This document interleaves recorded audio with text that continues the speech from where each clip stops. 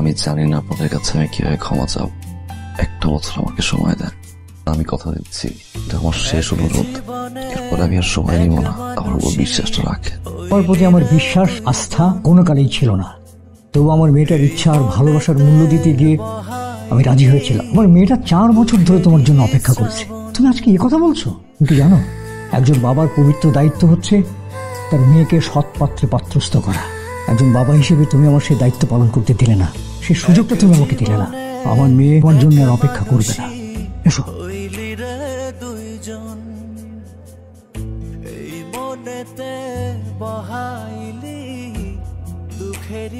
শ্রাবণ আগে যদি জানতাম আমি তুমি বিয়ে করতে পারবে না, আর আমি পাগলের মতো ভালোবাসলাম কেন? একটা বছর অপেক্ষা করলাম কেন?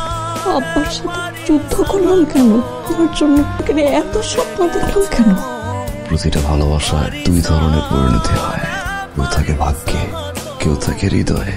তুমি আমার ভাগ্যে নেই।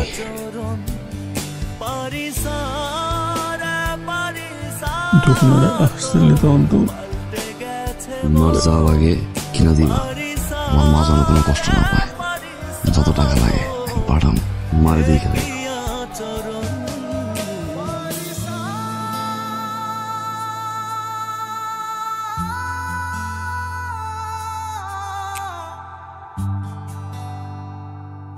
কি কইছিলা আমি যাওয়ার সময় কাঁদবা না? তাকাও না আমার দিকে।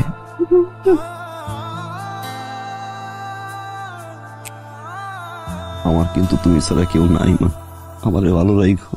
যাই মা, সময় হয়ে গেছে না।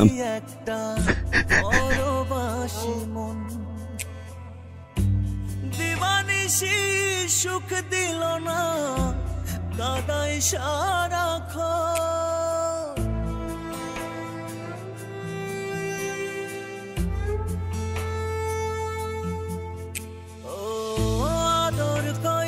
পালসি একটা পরবাসী মন।